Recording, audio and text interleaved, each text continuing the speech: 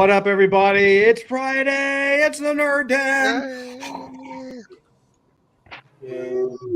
So I guess technically this is like a hybrid Nerd Den lore games thing.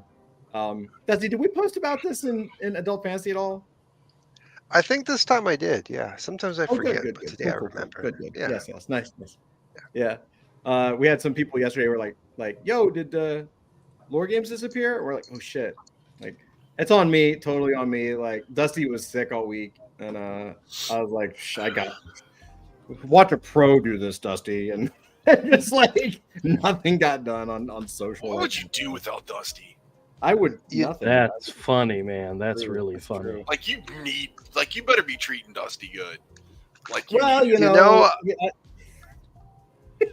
I was horribly sick with the coronavirus, and that's the closest thing I've had to a vacation in like 3 years. So it was good. It was good. Guys, like I've always said, in 10 years' time, when Dusty's like the next Elon Musk, well, we can all say we can all say we knew. We'll all be hitting him up for money, and when he doesn't give it to us, we'll all sell him out to the I'll sell him out to the tabloids.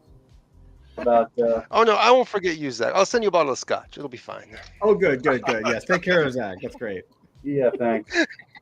For the record, I hate scotch. Winning. Yo, what's up, MK? Welcome. How you doing, sir? hello. Welcome. Sorry about last night, brother. That's on me. We were just talking about it. Like, Dusty wasn't feeling good, and I was like, yeah, I got this, and then totally didn't get this. So, but we're here. We're good. It's been crazy busy, man. I'm planning at some point. I hope this weekend. I don't want it to spill over to next week, but I'd like to start doing like weekly update videos with all the shit that we have going on, because it's just so much, dude. Like, it's the second or third week, I don't even know, of January, and we've had like 2 or 3 different announcements, and there's like more on the way. MK says the pain is real. I'll get over it. Damn it, dude. Me and my Jewish guilt, dude. I'm gonna be thinking about that for the next 6 months. Yeah, man, it's been really good. It's been crazy. So yeah, we're waiting on the team to do an announcement, and when they do, we'll of course follow up with it. But we've been doing a private lore games on Thursday. We're scheduled for 3 right now anyway, but they may want to continue. I don't know. I hope they do. It's been great. It's been a lot of fun. But have they said anything about continuing, or nothing that I can say publicly. Okay. Yeah. Well, I think everybody that's here that has been on it has been enjoying it and having fun with it. So I think so, yeah. But so it's it's good, and also I'll say this: like, I started this year, so I'm ramping up on the production side, on the comic art side, and so what I do is I draw, like, when I'm writing a script, I go straight to the page. So like, let me show you something. So for example, like this is a page of script, right? And so this is how I write. Like I break it down into like really small thumbnails. I'm like, okay, cool. That's what I'm going to do today. Have my little notes of what's going to go there. And then I just start hitting the page, right? And cool. It's not really like, if I get a good shot, that's awesome, but it's not really about the art style. It's not about trying to pick the right pose. It's really just trying to get the image that's in that head of mine out, and going back later and then fixing all the bullshit that doesn't work. And if I can get a decent expression out of it for my future self, to be like, okay, so maybe they're going to look this way versus that way, right? Like I can kind of it's just for memory, really, right? Mm-hmm. But this week, I started I started off with a goal of like 5 pages a day, and I was hitting it, but it was like all fucking day, like 5 pages, even sketched, like pen and ink with writing, like, because I'm writing it from scratch too, right? It's like a blank sheet of typing paper to inked page, just script, right? But I think I've done, let's see, I don't even know. Well, I'll count it while you guys are talking, but I think I'm doing a comic book a week right now. like for this first week. I think I hit like 20 pages. I'm a little behind right now, so I got a one more page after this one on my desk that I gotta so there's some pencils, and I just gotta finish it off. And I'm not really today. I was off, but my game was off, but whatever. What's that? So that's cool. Yeah. So I'm really trying. What I'm hoping to do. What I'm really excited about is working on kind of getting warmed up on this story, and then we're working on lore games. We'll be doing stuff tonight, kind of working on that, and so I'll be already warmed up to start working on that, like writing that thing, or something else, and we'll start getting that pipeline of releases going, right? Nice. Because we spent the last 20 outside of 2021, like 2022 and 2023 were really us saying, okay, we want to be here for a long time. We can't just depend on crypto bros, right? Or just the fluctuation of the market. What can we build in the space that's going to be that's going to pay dividends down the road, and something that'll be evergreen, that won't go out of style, right? Yep. It's we need a network, and so that's why we started that super secret thing, right? Yep. We're making connections. Why don't we just connect everybody to everybody, and then everybody benefits, and maybe we can get some of that shine, and it just helps everybody. Yep. So we set that up, and then we did Web3 Comic-Con last year, which of course we'll be doing again this year. Badass. Get a whole bunch of new people, get some new interviews going, bring all those people in, and so now we have a network that will continue to grow, right? Yeah. Over time. And then we have, no matter what happens, and this is really, I still have that old school, homeless mentality, right? It's well, if nobody does shit for us, right? If nobody picks up the phone and nobody does anything for us, worst case scenario, we have a network that's growing of people in the space, and we always have a convention that we can be a part of. You know what I mean? Sure, there's Denver and all these kind of things, but we'll always be able to have some kind of top billing in some kind of convention because we run it. Yeah, dude, 100%. I mean, there's so few people who can actually say that. We ran a convention, hello, who does that? We do. Right. And then we can also help our friends and put them on and because I think one of the things that here's something that dawned on me, and maybe this is just hubris or just a desire to have an ego. I don't know. But one of the things that popped in my head, I was 2021, 2022, 2023, there was such a demand or people promoting themselves for having done more, right? Look how much we did. We're doing this. We're building the video game. We're building the immersive VR, this or that. And we got the game mechanics and the tokens and all that kind of shit. But it comes from a place of look how much we're doing. We're doing more, but with more, meaning, they're doing more, but they also raise the, millions or tens of millions or hundreds of millions of dollars. Right. So they're going out there saying, look at the video game, look at all the stuff that we've done with the money that we raised. And I think that's fine. There's nothing wrong with that. But I think it's so much stronger for us. And what this ties into to Web3 Comic-Con and everything else, and the network and adult fantasy, is I think the new meta isn't, who has done more with more. I think the meta is who has done more with less. I absolutely agree. Right? Yep. And Doc, you're a part of a lot of different projects. We are too. There are so many good people out there who didn't get that 8-figure payday, right? And are crushing it. Maybe didn't even hit 7 figures and are just crushing it. And they're doing more than a lot of the people who have 150, 200, $300 million. $300 million, you better know what the hell you're doing. You'd hope so. You would hope so, right? You'd hope so. And guess what? A lot of those games and stuff, they're not going to make it. They might have raised money, but they're not going to. No ill wish on anyone there, but it could be a game, could be a project, could be a lot of things. Sometimes that blessing of money is actually a curse in disguise. I think it can be. Yeah, I mean, it can be. Well, then there's expectations, and you have to show you have to prove that you know what to do with it. And so everyone's like, let's just make a game or let's make an anime. And you're like, well, that's cool, but like you know, that doesn't, the things that we tried to build, and I know like Doc with what you're doing, you know, it's the same kind of thing. It's like you have to set the stage for the future. And I think what's so funny, and I don't say this as like a negative, because I've been preaching about this, I'm public about it, and I tell other people all the time to do it. Like, I'm like, you should do this. And that is like, you know, it's kind of creating those early network effects around whatever it is that you do. And when you do that, you end up creating a moat around your business in a way that other people can't see, even when you tell them.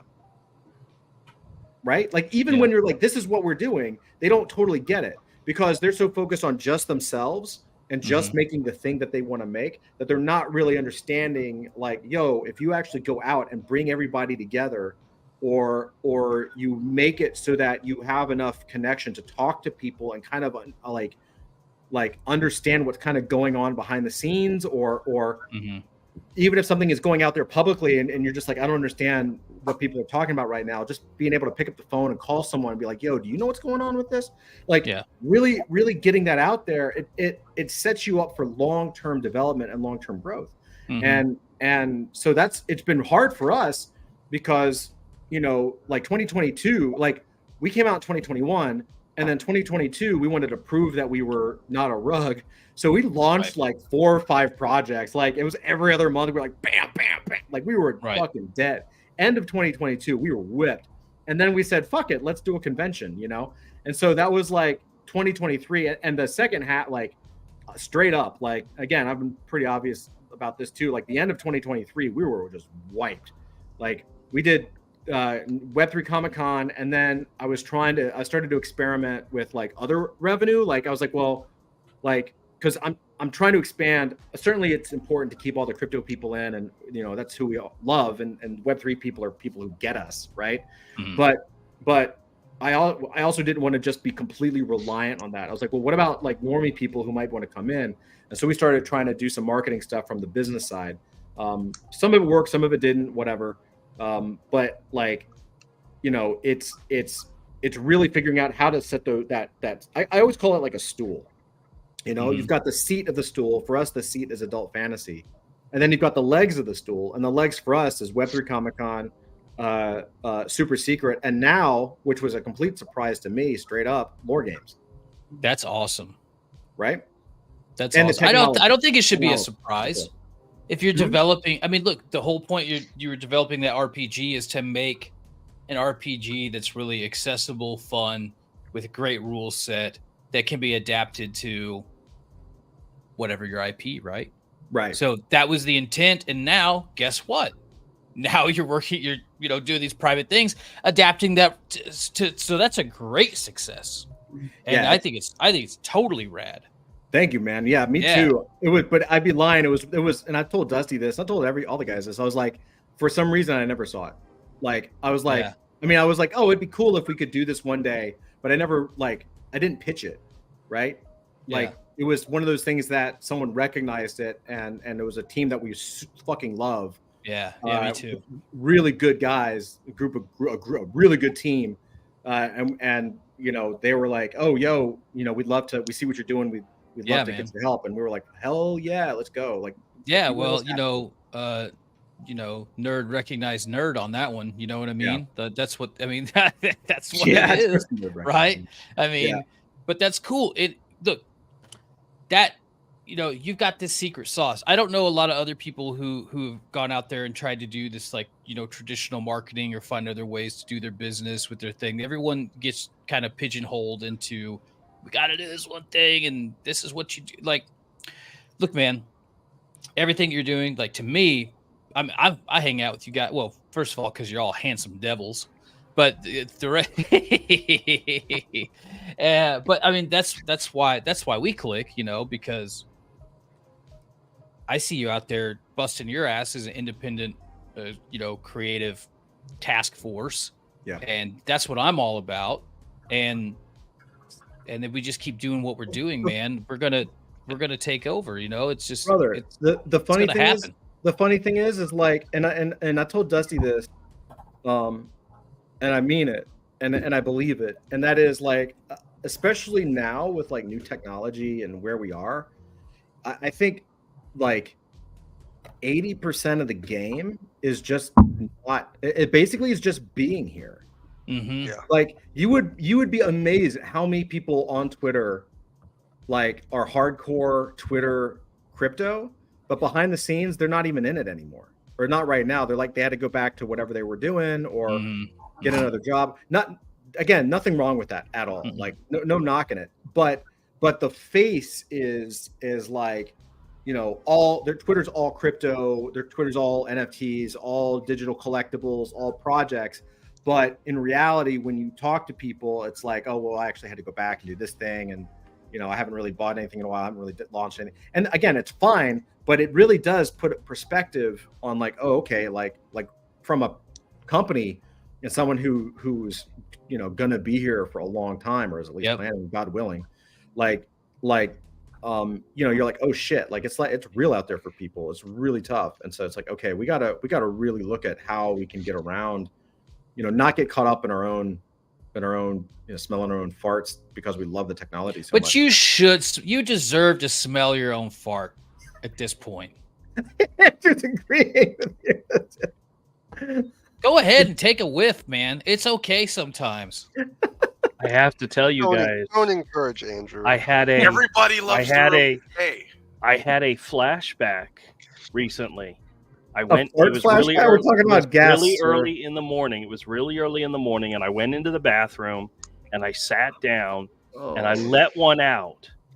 And the smell reminded me of my grandparents' bathroom when they lived next to me. What? It was a okay. All right. I was relieved the other day when I could smell one of mine because my sense of smell's coming back. Jesus. I mean, usually you reminisce about the smell of grandma's cookies or something in the oven. Yeah, right. And I have to admit, it was a good smell. It reminded me of my exactly, Avery. That's just because you're getting older, my grandparents, you know. That's just because you're getting that old man smell. Yeah, I know. You're gonna have to start keeping like Werther's Originals in your pocket. Oh God. My wife already has those in her purse. So. Thank you. Yeah, MK says, yeah, you take your foot off the pedal. Yeah, man, you raise too much money and people don't know what to do. And, you know, they don't want to blow it all, but they don't want to spend it either. They buy themselves like a $5 million house and then they try to like run shit. Yeah, again, you know, I'm not knocking it. You know, like everyone's trying to go after the same thing. And some of those teams are really good, really Absolutely. good. Absolutely. But, you know, it's I do, at least I think one of the things that gets my motor running is like, it's not about doing more with more. Anyone can do more with more. Anybody can do more with more. Doc, if you had more money and more resources, could you do more? I could probably do some things. That's right. Right? Like, but you know what? You know, because you and I talk all the time. My ass has been in the background.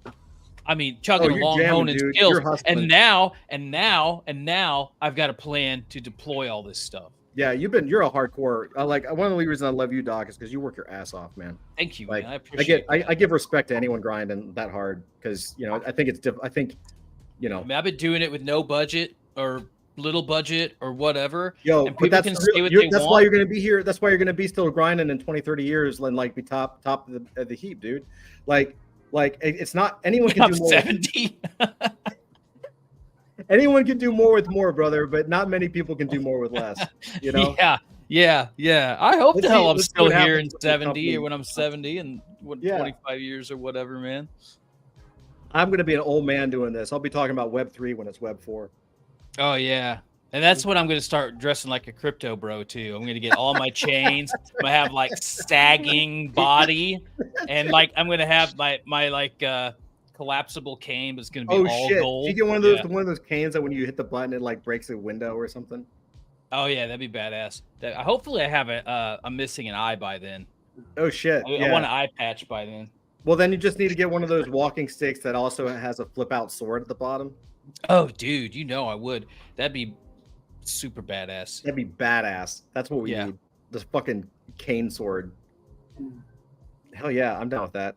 So yeah. I have some like, I don't know. I can make more old man jokes, but yeah. But dude, you know, like because I, you know, I'm a big champion for the indie guy. Yes. Through and through. Yeah. And even in some of the projects that I work, everyone I work with, man, they're just don't give up, and that's why I work with them. Yep. And so, you know, and I'm like, well, I'm there with you, and so let's not give up together. And at some point, we're gonna hit that stride, you know. And then, I mean, you know, even with you know, the blockchain I work for, we could have given up. There's a massive exploit that severely broke the blockchain. You know, we could have been like, well, sorry, that was it.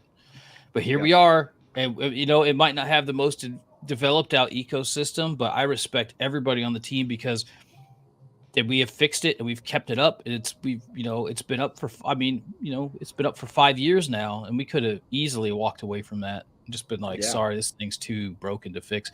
So, yeah, and then now finally I can, you know, get excited because through all of that, man, all the stuff that team has learned, and now we're like, okay, this is what we can probably do.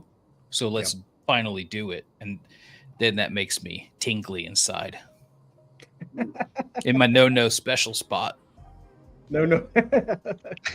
What was it I said the other day that got Romello confused? I said, don't act like you're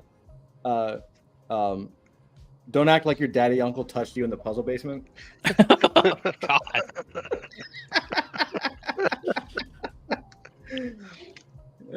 And then I got a Rommel face. I'll show you. I had to take a screenshot of it because he was just like, you could see him try to process it. Like he said, this was the face he gave me. That's not trouble processing. That's memory. It's remembering things. He's remembering.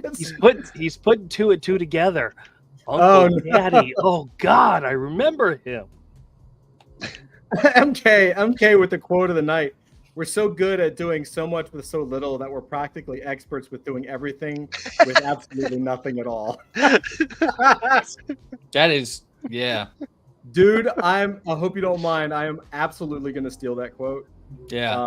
I will give you credit. I promise. Yeah. At least just slap that one straight on the website. Yeah, that's so true, dude. It's super true though, right? Like, I really do believe, and you know, we actually talk about this a lot. Like what, you know, we're already looking at 2025, of course, and we're kind of saying, okay, well, we think the next big bull run. I think the next big bull run is going to be end of 2024, going into 2025. That's when it's scheduled. Yeah, everybody is getting ready for it. I mean, we're talking. You know, we had conversations with someone who works at a major broadcast network. That they're like the Web3 lead for this major conglomerate. Yeah. But that job doesn't exist publicly. Right. I'm the Web3 lead, but it's actually not like, you can't just like go look it up. Yeah, in the company directory. Yeah. All these all these big like channels and networks and agencies, game studios, they all have their Web3 people. They all have working on stuff. Of course they do. It's going to be massive. And so, you know, we look at this stuff and we're like, okay, well, what is it that we're going to do? Of course, we want to do what we're going to be doing this year, of course. But we're also like, well, what are we going to be doing next year as well? Because we want to plan now. And the challenge we have actually is like, part of it is like, we want to do something big and massive and just do this huge, just boom, just kind of knock it out of the park in 2025. But we also don't know what the meta is going to be or what people are going to be. Maybe it's all the new projects, or maybe it's going to be all the old projects because the new projects aren't trustworthy. Like, who knows? Maybe it's only games. Who knows? Yeah. Who knows? And so the challenge for us is to be like, you know what? Yeah, we have some things planned and some things that we think are going to be really cool that we definitely can launch 2024, 2025, like bigger projects. Yeah. But the mission is sitting your ass down, creating stories, creating animation and toys and games and comics, getting the lore. Exactly. Get it out there in the hands of people, and just it's really hard, especially with the art space, but I really think that the right answer is to ignore a little bit. Like, you can't ignore the bull. You don't want to just be like, screw it. You want to make sure you're launching plenty of shit during a bull run. You know what I mean? Yeah. But I'm more afraid of like trying to take that big home run swing and putting all our resource, everything. We're gonna make this game and it's gonna die. Right. And then the meta is wrong, or you launch it the wrong weekend, right? Or you launch it on the one day, some weird fluke thing, and then day we're like, you launch something at the same time the SEC launches something, and all of a sudden you can't, Solana shitcoin. Right? Yeah, exactly. Something tanks, and you're like, you're just caught, and you're just asked out. Like, it's such a crapshoot that the best, it's kind of like war games. The only way to win is not to play. Yeah. A little bit. It's hard though. I'm not going to front like it's easy, because we definitely have some big ideas. You're also this is why I love the pop culture and entertainment side, because like, consider what you're doing, and everybody here, artist, animator, you have deep understanding of pop culture, merchandise, whatever, comics, boom, film. So it makes this project uniquely suited to be able to assist other projects with what they're trying to do, which you're already realizing, right? Yeah. And through that network effect, then you every time that someone comes and goes, hey, Todd, Dusty, guys, we want to check out this RPG. Boop, boop, boop. Here comes awareness about adult fantasy a little more, and the next and the next guy goes, you know what, that's kick ass, and hey, maybe they can help us make a comic for our cool thing too. Boop, boop, boop, boop. So you're just gonna level up that little bit every time, man, because you're adaptable. Because what you guys are doing is very adaptable to fit the rest of this market, right? Yeah. And you can add value in 5-6 different ways. I appreciate that 100%, bro. I appreciate you recognizing that, because it is what we're trying to do, and it's also, I think, hard for even people in the normal AF. If they pop in once every 6 months, they're like, "What the fuck are these guys doing?" Like, we had an announcement Drew's this week. Fart, clearly. What's that? He said we're talking about Drew's farts. I know. Oh, that's exactly right. That's exactly right. Like, we had a launch. We had a press release about an ordinals drop from Mickey Mouse. Make an NFT of that, bitch. You probably would. It would sell. Dude, I know. A scratch and sniff physical. So disgusting. Oh, so disgusting. But we had the ordinal announcement with Mickey Mouse. That's going to be coming out, and we also landed the ETH version as well. So like Melissa, God love her, Little Miss, she's like Spock. She minted the first Mickey Mouse 11 seconds after UTC midnight. So that's baller. Fucking dope. So we have it on contract that we've got the first Mickey Mouse on ETH and as ordinals. And then Neo Tokyo just came out and did a 2020 like a 2023 highlight of like partner projects. Yeah. And they dropped Web3 Comic-Con in there. That's kick ass, man. And that was thanks to Dusty for sure. Yes. Someday when I get like $40,000, I might join their lofty ranks. But there's a guy. Have you heard of and this is for everybody, but Doc, I know you'd be interested in this too. Do you know who David Horvath is? Horvath. That sounds familiar, but he is the co-founder. Him and his wife launched something called Ugly Dolls like 20 something years ago. Mm-hmm. And I've never met him, but I knew of him. I've been at cons with him way back in the day when the vinyl toy movement was booming. The Ugly Dolls took off, and they were everywhere, like Toys R Us and everything, every kind of item, backpacks, keychains. They had an animated show. They ended up having a movie. The movie didn't do very well because he didn't have a lot of control over it. But whatever. The guy's and now he has another Nickelodeon show. He's hardcore, and he has a really good. Sorry, Dusty's off cam. Yeah, you like that picture? Sorry, I didn't mean to interrupt you. Yeah. No, so he's got this Substack that's really good, and he talks about branding and IP rights and like how to kind of build a character IP. which is a little different than what we do because we're doing like story-driven characters, Yeah. where he's doing like Snoopy and Hello Kitty is more like his realm. Mhm. But a lot of it is the same. A lot of it is similar. And one of the things that he talks about religiously is that you can't be outward facing. Like the challenge of the brand is that you have to look at it from, it's going to take you the rest of your life. So you have time. That's the first thing. That's very Japanese to think like, oh, you've only been doing it for 50 years. You have plenty of time left. Right. Like it takes time, and most people are going to discover you on your 25th year. And you can't be caught outwardly marketing so much. Like if you get caught being the person that people doom scroll past, you're fucked. Right? Instead, and this is the trick, and this is where the magic comes in, you have to put yourself through 1,000 small cultural touch points in front of people in the space that they cherish, right? Like for us, it might be a comic shop, right? Like you have to be in the space that other people cherish for them to discover you. Yeah. Right. So your job is to launch products that people can purchase and kind of push around, right?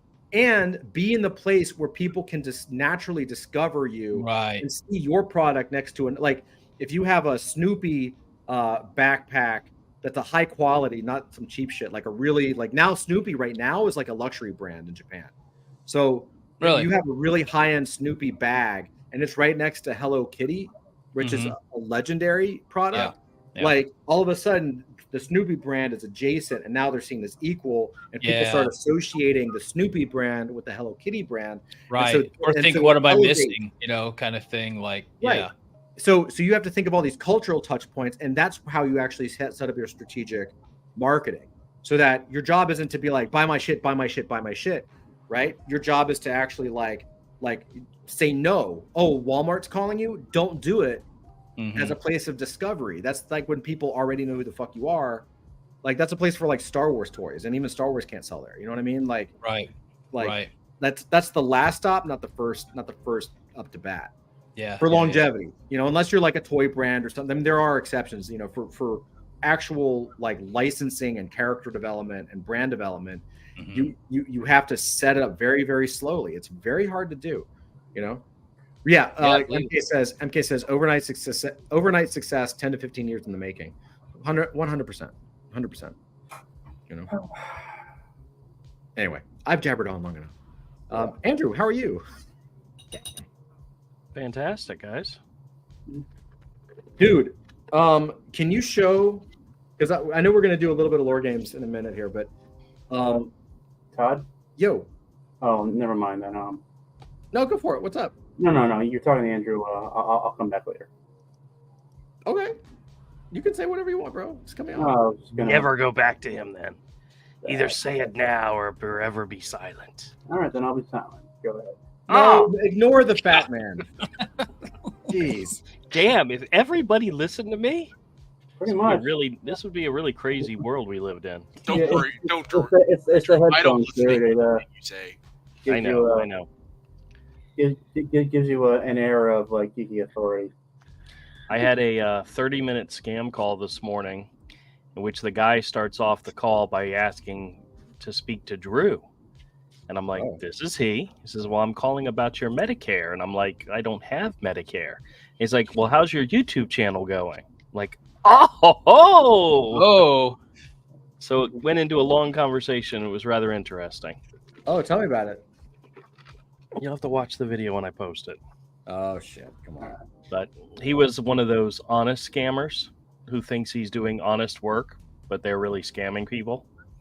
But he told me about told me about a lot of scammers and some of the things they do. And I hope you were down with it. You know, gave him lots of. Oh wait, Todd, let me catch up with you, sir.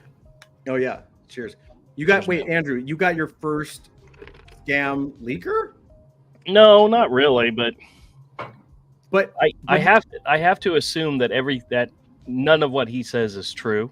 It's all a lie. So when he tells me he's in India, I don't know necessarily if I can believe it or not, but a lot of what he told me I already knew. But he knew you had a YouTube channel. Well, yeah, but he didn't know my last name. Famous in India, bro. He didn't know my last name, and he knew. But you're the artist known as Drew on your. He knew your channel, and he had enough data to get your number. but yeah, that too. But I mean, my number's connected to my name. It's also connected to several other names too. So Why that's do you all have right. several other names? Because scammers have called my number, ask my name, I give them a fake name, and they just track it that way. If there's a website, one of my regulars turned me on to. It's a website that allows you to search public records with your phone number, and I was shocked at all the different names that came up associated with my telephone number.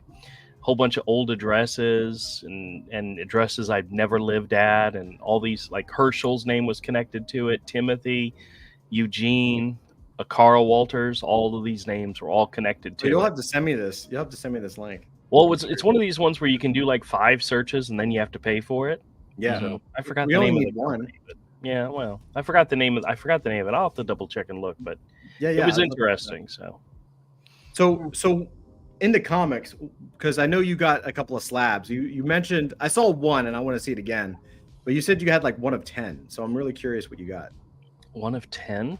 Yeah, you said this is one slab of 10 books or something. Oh, yeah, no, I had gotten back last week. I had gotten back the first order of 10 from CGC, where I had actually sent the books in to be graded. Mm-hmm. And then this week I got the other 10 that I sent in. So I got 20 books, and some of them are being put aside for my own personal collection, and some of them aren't. Mm-hmm. So I have to limit myself only to 20% for my own collection. So, but I mean, if the other 80% don't happen to not sell because you know they may not have prices, or they may be hidden, or they may be just at your house, it's totally fine. That does happen sometimes. I don't know why, but it does happen. Well, let's see them. Break them out, bro. All right, hold on. Yeah, let's see them. I know the one you're specifically talking about. So yeah, he got a. Doc, are you a fan of Mike Mignola? Mm-hmm. So Mike Mignola's stuff in the late 80s, early 90s is my all-time favorite shit. Like his early Hellboy, I think is better than his later stuff, you know? Mm-hmm. So Andrew just got a cherry piece. Hold on, let's see. I'm gonna put him on solo. Okay. Yeah, the Duncan Fagredo Hellboy stuff out Mike Mignola's Mike Mignola. Duncan Fagredo is a genius, dude. I don't understand that guy's work. Yeah, this is one of the ones that I sent in myself. It's a copy of Wolverine: The Jungle Adventure with art by Mike Mignola, and it's probably one of. He has some gorgeous books. This one, Gotham by Gaslight, all 4 issues of Cosmic Odyssey. These are all spectacular books. Far and the Gray Mouser are spectacular. I mean, so my next one on my list to get from my own personal collection is got to be Gotham by Gaslight. Mm-hmm. But this was literally picked out of a 50-cent bin. Coming back with 9.6, huh? No pressing, no nothing. Coming back with a 9.6, and I'm like thrilled. Doc, have you read that book before? No, I haven't. Book. Oh, no, but I will. It's so good. I'm gonna make a note of it now. It's a gorgeous book. Oh yeah, he shows a lot of his Frank Frazetta influence in that book. Yeah, I could see that from the. This is one that I got from my son. MK says well done, 50 cents. Oh yeah, that was a good one. This is one that I got from my son. This was supposed to be his Christmas present, but it didn't come back in time for Christmas. This is the Star Wars Clone Wars Adventures Free Comic Book Day edition from 2004. Oh shit! So I got in a collection of books the 4-issue limited series of Star Wars Episode 1, the movie adaptions. Mm-hmm. Issue 3 is technically the first appearance of Darth Maul. It's like $100 book. So I had it graded, and I believe it came back in 9.6. And I gave that to my son for his birthday because he's a big Star Wars. He likes villains. He likes the villains in Star Wars. And so when I gave it to him, I said, "So what do you want next?" He said, "What about General Grievous's first appearance?" And I was like, "Well, hell, I don't know what that is." Turns out this is it. Really? It was a Free Comic Book Day book? Yep. Free Comic Book Day was his first appearance. So, all right. And that's more the style of like the original Clone Wars movie, not the Yes, that's what they were adapting back in that day. Mm-hmm. So. Yep. This issue I bought off of eBay for like $15. It had some watermark wrinkles in it, so I pressed it, and it came back a 9.6. Dope, dude. Good job. So I am, thrilled and happy that it came back a good grade. And he's never going to sell it, and he's going to put it on his wall and love it. I've started to look for things, very specific books, and one of the collections that I'm going to try to get for myself is a collection of Electra Assassin. And so far, I've gotten issue number 7. This was a 9.8, and I'm specifically looking for 9.8s. 9.8s are hot. Well, I'm not going to find higher, but this is a crazy Uncle Bill cover. I mean, he did the art and he did the covers for every issue, but the story is by Frank Miller, and it's probably one of the most awesome limited series he ever did. Yeah, that's one of the best limited series ever made. But I'm on the hunt for the other 7 issues because it was an 8 issue. It was an 8 issue. Yeah, it was an 8 issue. I still say the cover he did on that series with Electra showing her like where she's like tall and standing with her back to you with that giant like 90s gun. Yep. So iconic. So well, iconic. he's done parodies of that cover. He did it with Hit Girl, where he drew Hit Girl holding a big ass gun, and he did it with Nick Fury. Oh, wow. Where it was Nick Fury with a big ass gun. So he's done it. He's parodied himself, but it's actually kind of cool. Yeah. This one was actually from a lot of 3 comics, and the price was decent enough that I picked it up. But this is one that I would love to have, like, more of this run, especially the Mark Bagley stuff. But this is New Warriors number 1. That's a good issue, and it's a 9.6 copy. It's pretty gorgeous, and I'm happy with a 9.6. If I can get a 9.8, that'd be great. But I'm happy with a 9.6. But I have 2 copies of Thor 411 and 412, which are the first appearance of the New Warriors and the cameo appearance. They appeared on like the last panel of 411, and then the 412 is considered their first appearance. I have 2 copies of each of those. And I'm going to try to pick the best ones and get them graded, and those will be part of my own collection. What's the difference visually between a 9.6 and a 9.8, man? Nothing, really. They just decide it's a 9.6 versus a 9.8. Yeah, I don't know what would cause it to be a 9.6 over a 9.8, but it doesn't bother me any. Next up, this is one that I sent in for grading. This was a long shot number 2. It came back in 8.5, which I kind of expected. This was a well-loved series. People had read it. This was part of that collection that I bought where I got issues 2 through 6 of Long Shot and 2 copies of number 2. Mm-hmm. So I will probably grade the second copy, and whichever one's higher, I'll keep. But my Long Shot number 1 came back in 8.5, so this kind of goes really well with that. What are the graded Long Shots at that grade worth? Hold on a second. Not as much as you'd think, but I'm really not concerned about that. It's more about what people are willing to pay for them. Fair enough. So let's see.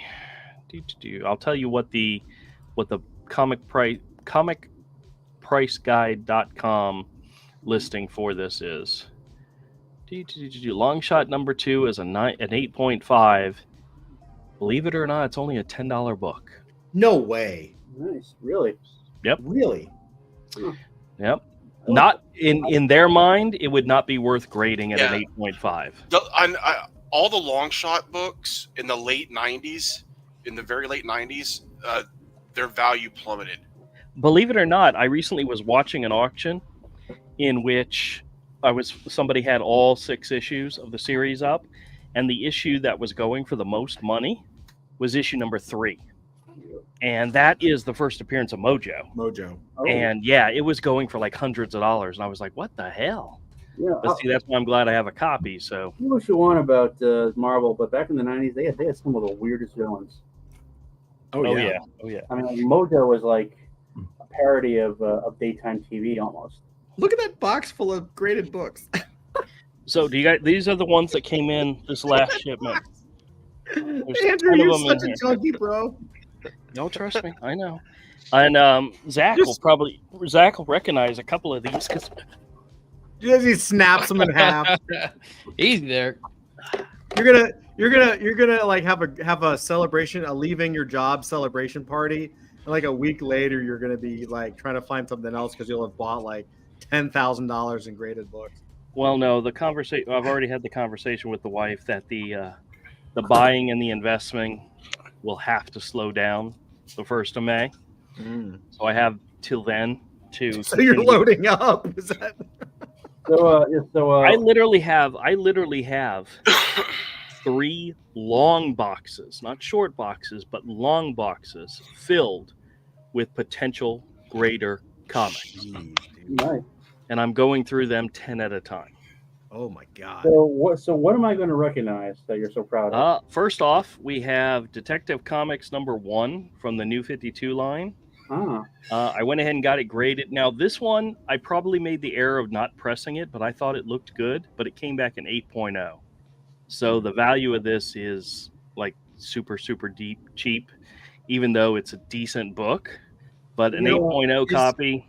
Is the New 52? I was thinking about this just today. Is the New 52 the one where Keith Giffen drew like every book? No, that was 52. He did the layouts for the whole book. So yeah, so other artists did the art, but he did the layouts. Yeah, he passed away. He passed away not too long ago, I think. But he basically did all the layout. Basically the page is like I showed you, where it was inked and kind of drawn and just like reference or whatever. He did that for the entire series. It was so much work. Yeah, but that book, even in an 8.0, is still like a $30 book. So it was worth the grading. It was worth the cost of grading, but I probably should have pressed it. But I don't think the problems with it were stuff I could have pressed out. So I'm not too worried about it. But is that one of the books I sold you? Yes, that's why I was saying you'd probably recognize it. I honestly, I don't remember. I don't remember half those books. Which one of the other ones? Well, a lot of the books that I got from you were like the New 52s, like first 1 or 2 issues. Yeah, because you like bought them all to try them. Yeah, basically. I mean, some of them actually had retained some value, but a lot of them did not. Yeah, sorry about that. I mean, that's all right. Basically, I was working in the city at the time. I go to Midtown Comics on my lunch break. So, well, the next 2 I have here are both Buffy the Vampire Slayer books. This one is Buffy the Vampire Slayer: The Origin #1 from Dark Horse Comics from 1999. It is the Dynamic Forces Gold Foil Edition with the photo cover of Sarah Michelle Gellar. I don't remember buying that one. No, this wasn't from your collection. This was actually from Jason's collection. Although I did have, for the longest time, I did have the biggest crush on Sarah Michelle Gellar. Although like every other. And then this is Buffy the Vampire Slayer #1 from 1998. This is the Another Universe Gold Foil Edition. I got both of these in 9.6s. Both of them are photo covers, and both of them are really, really pretty. That's pretty cool. So yeah, she was hot back in the day. Yeah, eventually. I don't think she's done anything in a while. So she actually was. In the last, she was in a show with Robin Williams, which is the last bit of work he did before he, died. Well, next up is Harley Quinn #33. This is from December of last year. This is the Del Otto variant cover. This is one of those ones that I bought from the store that I technically bought for the cover. That's cool. It came back in 9.4, which is pretty average, but it's a really pretty looking image. So probably won't have a problem selling it to a Harley Quinn fan, but it's a nice looking cover. But it came back in 9.4, so that's not bad. Next up, this is another one that I got from Zach's collection. This is Suicide Squad #6 from 2012. It came back in 9.0, so it's not great. But it's I guess it retells the origin of Harley Quinn. So it's popular for that reason. So we'll see. It looks great. By the way, do you recall? I think I'm on that collection. There was a copy of Red Hood and the Outlaws 1, and the one with the panel of Starfire that caused so much of a ruckus at the time because she was basically wearing nothing. I have no idea. Well, I don't know. Never mind. Next up, this was from a collection that I got from my brother-in-law. He had bought a bunch of these issues Mainly bought them because of the covers, and you'll see why. This is Gun Honey #1. This is the 3rd printing variant, Wow. the Adam Hughes variant. Yes. Now it came back in 9.8, so I was really happy about that. And I literally have like 3 copies of this comic, plus a whole bunch. He bought like all the variants. There's a Bill Sienkiewicz variant. There's a whole bunch of other ones, and this is the one I got graded first. Even though it's a 3rd printing, it's a rather striking cover. Yeah, So, dude, I don't know if it's like the webcam plus the Lexan or whatever, but when you were holding that and moving it, the clouds in the back had this like ventricular effect, and it was really tripping me out. Like, was there parts of the cover that was like popping out at you? Maybe a little bit. Did its job. Now I had previously got graded a copy of Darth Maul #1. It came back in 9.6 or 9.8. Well, I got MK says, yeah, the clouds. This is Darth Maul #2. It came back in 9.6, so I was really happy about that. This is actually the first appearance of Cad Bane in the comic series. Oh. And it's worth a pretty penny. Issue 3, which I also have, is the first appearance of Cad Bane on the cover. And I've had a copy of this previously in the store, and I traded for it for a guy, and then traded it to another guy I know. So I've never had one for sale in the store, but now I have one for sale. So it's a shame. It's a shame what they ended up doing with that character in the Book of Boba Fett. Well, he looked great though. He looked great, but they just didn't know what to do with it. But that's true. Now this is one that might end up in my personal collection, but this is Saga #2. This is the first printing of Saga, and it came back in 9.6. And once again, this is a book that I got out of a 50-cent bin, and it's like $130 book. That's an awesome 50 cents to cover, $130. actually. Congrats. Nice. Oh, yeah. I like that a lot. It's like the simplicity of the typography for the title, Yep. and then you just got this crazy juxtaposition there with the Well, hands. the crazy thing about this series is I have issues 2, 4, 5, 6, and 7, all bought out of 50-cent bins, all worth $20 or more ungraded. Mhm. And graded just triples the price, and having Nice. this in 9.6 is perfect. Yeah. I ended up buying a copy of issue #3 from someone. I think it's a 9.4 copy, and right now it's in my personal collection, so that one might make it to my personal collection as well. The next one I got graded was because I really liked the series, and I had a first printing of issue 1, so I had Ambassadors #1 Oh, yeah. graded. Now it came back a 9.0. And once again, this is an issue that I bought off the shelf. So coming back in 9.0 is a little disappointing, but screw an A, I don't really care. Now I remember you did a night where you were talking about what makes a great cover, and I remember you showing that, and then you had a variant, I think, of that same issue. Was that the one that the cover that you liked out of those two? I honestly don't remember. I think I picked this cover because I didn't care for either of the other covers that they came out with for that. So Personally, well, we could talk about that. But MK says, dang, Drew doing the comic picker. Forget those antique guys. Yeah, dude. 50 cents to $150 is great, dude. Yep. But like, personally, I think, and I don't know if I can speak for Drew or Avery or Zach, but like, for me, like a really good cover is one that like shows you kind of like adds to the story on the inside, you know, unless it's like something like an Adam Hughes special cover, which is just like an art piece. Yeah. The problem they have nowadays is that most covers, they know people are just going to buy the specials and slab them. So they just buy it. So they just like the comic doesn't even matter anymore. It's basically just like cover art. Jesus. Look at this guy. Yeah, for me, Andrew, you have a problem. well, for me, it boils down to 2 words. Look at this. Such an ass. Some of these you've already seen before. I've showed you before. It's just I don't leave the valuable comics in the store during the week, so I bring them all home. So smart. This one I showed you guys last time. This is the Harley Quinn. Yep. First appearance of Harley Quinn in the DC continuity. Yeah. Nice. So, we've already seen that one. Yeah, I wish I had a stack of those. Yeah. MK agrees. He says we talked about that. You know what the story is about to be about. And then he says that Tumblr one is one of my favorite Alex Ross pages. Yeah, that Alex Ross painting of Harley Quinn and the Joker is really, really good. Yep. This is a copy of Barbarella Volume 2, issue number 7 from Dynamite Entertainment. This is the I think it's the Derek Chew Virgin variant.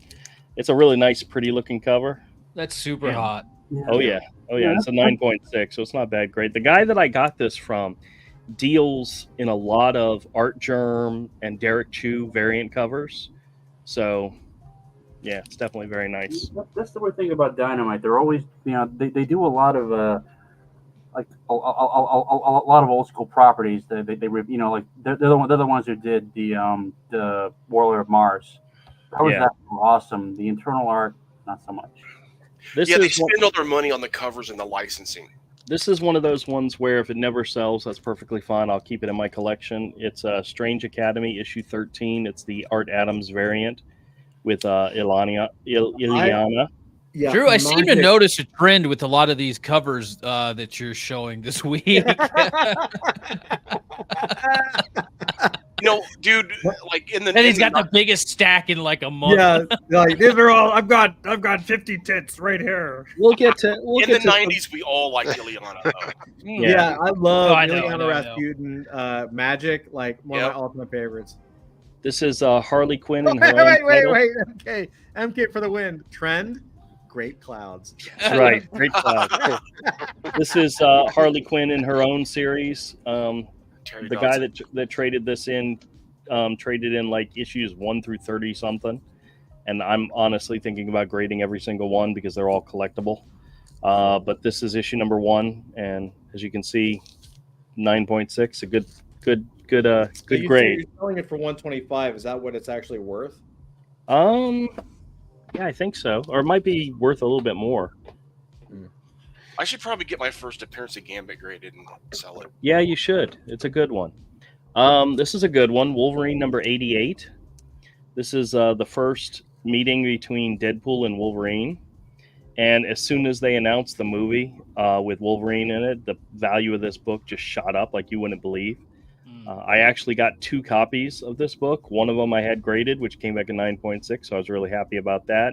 The other copy I ended up trading with one of my regulars for a bunch of other books and made him very, very, very happy. It was not a graded copy, and of the 2 copies, it would probably be the one that got the lowest grade. It probably would have came back a 9.4, a 9.2.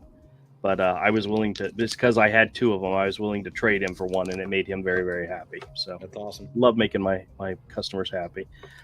This is Kanan, the Last Padawan, number 1. This is the first appearance of a lot of different characters from the Rebels series.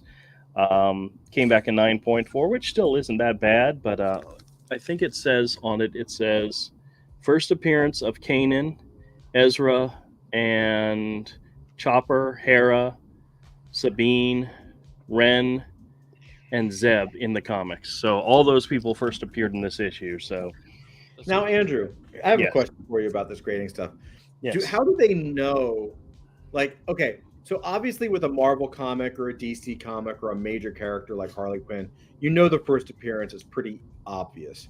But how would they handle a first appearance for like an indie book? Like if you put Hero, if you wanted to get a copy of Hero graded, would you have to tell them that it's the first appearance? Well, I'm not sure what databases and resources they use for looking up first appearances. There are lots of them out there, especially for the mainstream comics, the Marvel and the DC. Yeah. But when it comes to independent characters, I haven't a clue how they figure that out, or whether if they don't know, they won't put it on there. So, matter of fact, hold on a second. That Darth Maul. The first time I got a copy of this Darth Maul, it did not say first appearance of Cad Bane. This time, it actually says first appearance of Cad Bane.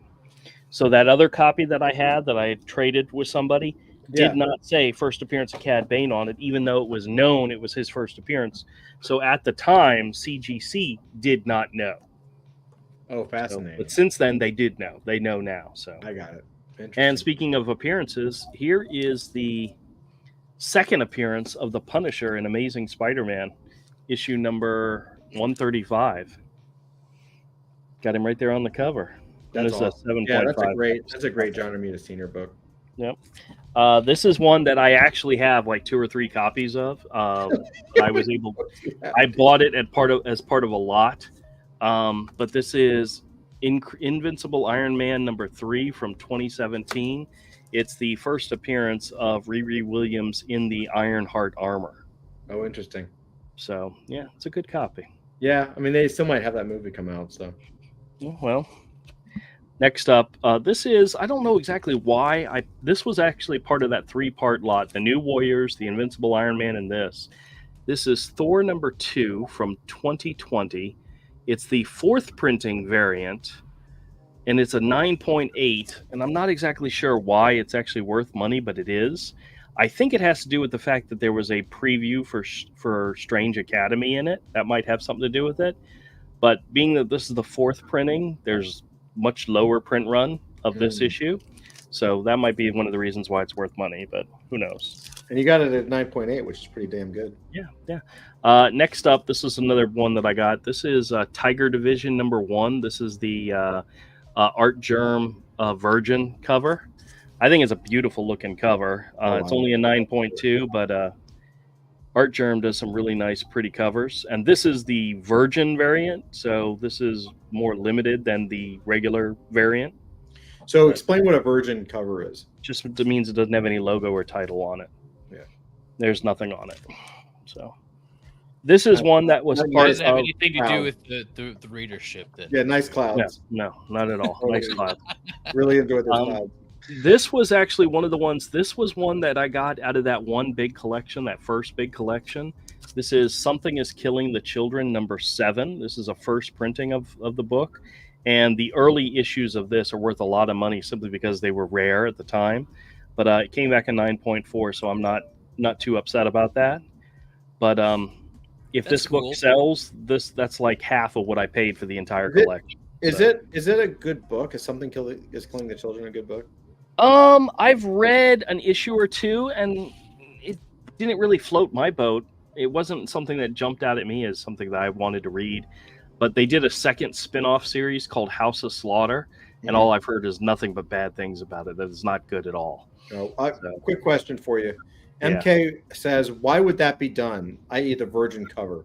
Like, why do a Virgin cover? Just to make a more limited edition version of the cover. And I also think my opinion, too, is that it also goes into the trend of grading.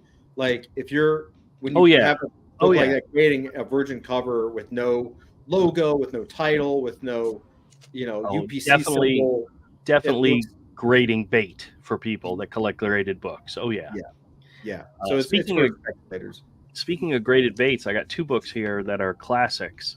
This is Uncanny X-Men #111 from 1978. Ooh. It's an 8.5 copy, so it's actually really nice. But if you guys remember this issue, this is the one where they all got like bamboozled by what's his name?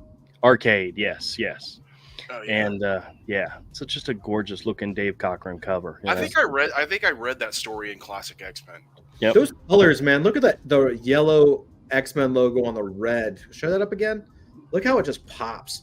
Yeah. Like the green. Like they were really trying to get those books to fly off the shelves, man. Yeah, they had a limited color palette to work with, so you had to understand. You had to do everything by basic bare bones color theory. Yeah. This was another one. This is Strange Tales #126 from 1964. This is the first appearance of Clea, who is a major character in Doctor Strange, and it's also the first appearance of Dormammu. Am I saying that name? Dormammu. Yeah, first appearance of Dormammu was in this issue. It's a 3.5, so it's pretty freaking awesome. That's nice. Now this is, let me see, even a 3.5 is worth some decent change. Let me look real quick and see what it guides as. I will probably put a ridiculous price on it if somebody really wants to buy it. Strange Tales 126 3.5. It is a $340 book. Damn. Wow. Is the price. And I paid about a third of that. So, but dude, it's gorgeous looking. Yeah, that's gorgeous. All right. Next up, we have Amazing Them old Spider-Man. comics worth some money. What's that? Them old comics worth some money. Some of them old comics are worth some money. I would rather have those than Clouds, to be honest with you. I don't know what you're talking about. This is Amazing Spider-Man number 223. It's a 9.6 copy, and it's a appearance of the Red Ghost and the Super Apes. Oh Which is yeah, kind of a cool looking issue. It's fun. But I've got some regulars that'll pretty much buy anything I have Amazing Spider-Man. So this won't even make it on the shelf. Let's just put it that way. Actually, I love that. I love that. What does it say at the top? Amazing Spider-Man now on TV or something? Is that like an NBC logo? Yes. Beginning September 12th on NBC, Spider-Man and His Amazing Friends. Oh, what a good show! Classic. Yeah. This one you guys might remember. This is Captain America number 34. Oh yeah, I remember that one. This That's is Alex the Ross, first right? time- Yes, it is. Alex Ross cover. This is the first time Bucky takes up the mantle of Captain America after Steve Rogers was killed. This is the Puerto Rico flag version. The costume was designed by Alex Ross, and it's literally the Puerto Rican flag, That's fucking which hilarious. a lot of people thought was crazy. But yeah, but I mean, at the time, it was worth a lot more than it is now. But still, this is just some random issue of Fantastic Four, issue number 216 from 1980. Just a nice looking comic for a 9.6. And sometimes I'll pick up stuff just because they look gorgeous. You know, there's no real significance to this issue. There's nothing that makes it a valuable issue. It just looks great. Everything about that book looks dope, dude. Yep. This one, I'm not even exactly sure why this was in the box. This should be part of my personal collection. This is Giant Size X-Men Annual number Did you just 9 freeze? from 1985. Did I freeze? Good No. on my end. Yeah. It was me. It was me, Yeah. probably. Of course it was Todd. All right. Freaking fucking Hey A. guys, I'm gonna take off, man. All right, man. All right, man. Bye, I'll Avery. talk to you later. Okay. Okay? Tired as hell. Hi, Avery. All right, bye. This is Giant Size X-Men Annual number 9. That's one of your all-time favorite books, dude. Isn't that like This- the first X-Men you ever had or something? This is the first X-Men book I ever bought, not the actual book itself, but this issue is the issue. This is the issue that when I bought it made me want to draw comics. Art Adams was such an influence on me that this comic made me want to draw comics. Awesome. And I got a 9.4 copy, so it's not bad. Not bad at all. But I think I'd want a better copy, so if I can find a better copy of it, I will. Next up, we just have a couple more. I promise. We'll go quick. It's Amazing Spider-Man number 255 from 1984. I saw Craven. It has the Red Ghost and the Super 8's appearance, but it's also the first appearance of the character, the Black Fox. Oh, okay. I thought it was a Craven costume. Nope. But it does have the black suit Spider-Man in it, so still cool. God, this coverage is so much better than anything that's going on right now. Here's one you probably remember, Todd. This is Amazing Spider-Man number 362. Okay. Carnage, Venom, and the Human Torch appearance. This is a newsstand edition, but it's a 9.6 copy of that freaking awesome Mark Bagley cover. Oh, yeah. That's classic. This was well after Todd McFarlane and Eric Larson. This is the Bagley era, and freaking A, he did some really great stuff. He really did, man. Yep. Now, this is one we probably would have seen in 50-cent bins all the time, but it actually shot up in value for, I don't know why. But this is Peacemaker number 1 from 1988. This is pretty much the version that is on the TV series. Is that a Simonson? No. Who did that? No. Todd Smith cover. Okay. He also did the interior art, but kind of nice for anybody who's interested in cool. Peacemaker. And last but not least, of my new ones going to the store this weekend is Uncanny X-Men number 281. It's just a copy that I picked up. First appearance of Trevor Fitzroy, new X-Men team, wraparound cover, some really pretty Will Portacio art. Oh, gorgeous. Oh yeah. That is a This classic was- book. That's a This classic. was right before, this was, I believe, the issue before the first appearance of Bishop. Yes. So, but still, 9.6 with a wraparound cover. That old school 90s art, you still can't top Oh, it. yeah. You Oh, yeah. can't top it, dude. It's so the good. best costumes, man. Still. And they really know how to Right. do it. So, Gorgeous stuff. Love it. I do have 3 more books that are on their way to me. Okay. One is another copy of a book I already have. I don't know why I ended up bidding on one I already had, but whatever. It was G.I. Joe Master and Apprentice #1. I think the copy that I have is like an 8.0. This was a 9.4 copy. Mm-hmm. The other two are 4-color comics number 1050. This is it has Huckleberry Hound or somebody on it. I mean, it's just a gorgeous looking old book from, I believe, Dell. It's a 7.0, but it's still pretty gorgeous. The other book I'm getting, Todd, is Power Man number 48. It's a 9.4 copy. It is the first time Power Man and Iron Fist team up together. Oh, neat. Okay. I know. And I saw it. And what's so funny is that you see the cover. The cover is like, man, that jive kung fu ain't going to beat me. It's hilarious. But it's the first time they teamed up together, and that began the Power Man Iron Fist team ups. That issue. That's awesome.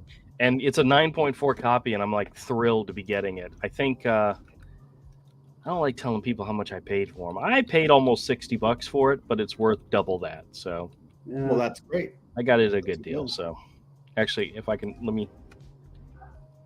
let me see if I can find a copy of the cover and share it with you guys. It's pretty fun. Do you guys know offhand who played Luke Cage in the Netflix Marvel show? Because he was like, he and Jessica Henwick were the only two good things about that. Yeah, he was a really good actor. I don't remember his name. Because I don't know. I mean, Jessica Henwick is my next parasocial relationship. So, and if you don't know what that is, I'll explain it to you in a moment. All right, I'm gonna Mike share Coulter. MK says Mike Coulter. Oh, yeah, he was criminally underused in that show.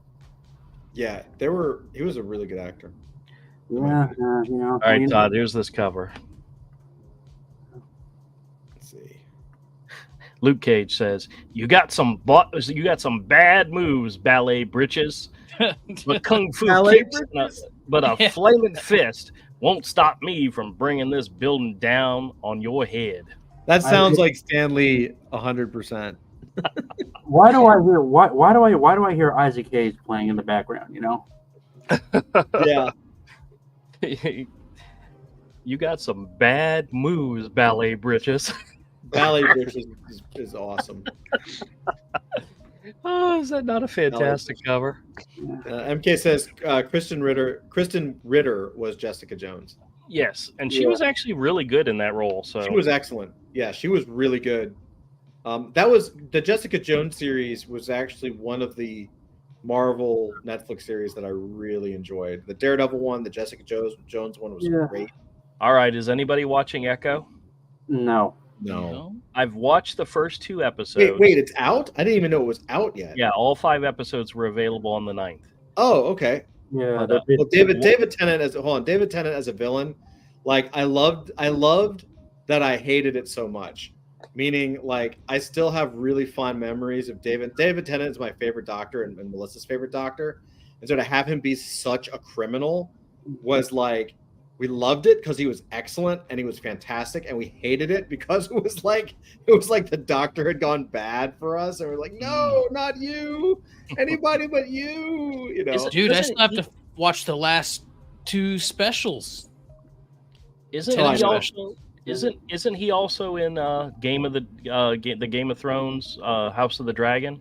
No, that's the guy Smith. Okay, yeah, I'm getting my doctors confused. He also played one of the doctors, and he was Prince Charles in the he was Prince Philip in The Crown. Matt Smith. Right. Matt Okay. Smith. Yeah, Matt Smith was great too. I think Matt Smith is right up there. He was like number 2. But I like Matt Smith a lot. I actually like I like them all. I think that Jodie Whittaker had some bad writers, but I liked her as the Doctor, actually. Good Omens is the other thing that Good Omens. Yeah. And that I need to go back. We keep saying we're going to go back and watch it. We never do. I started the second season and I got like 3 or 4 episodes in and I just got bored with it. I hate to say it. Yeah. Which is sad because the first season got as it continued on got more interesting and got very exciting. Mm-hmm. Where the second season was like a slog. The whole thing's available and I just stopped watching after like we only got like 3 1 or or 2 4. eps in, I think, and then we just kind of fell off. Well, Echo is actually we're going to continue watching it. We've watched 2 episodes so far, and my wife's biggest complaint is in the first episode there were several scenes in which she's sign languaging, talking, and there's no captions. You have no idea what she's saying. And I don't know if that's the show or I don't think it's my TV, because the second episode there were captions through the whole thing. It's just like the first episode they just did not include the captions, which was dumb as rocks. When a lot of her all of her conversations are in sign language. Yeah, I am really curious to see.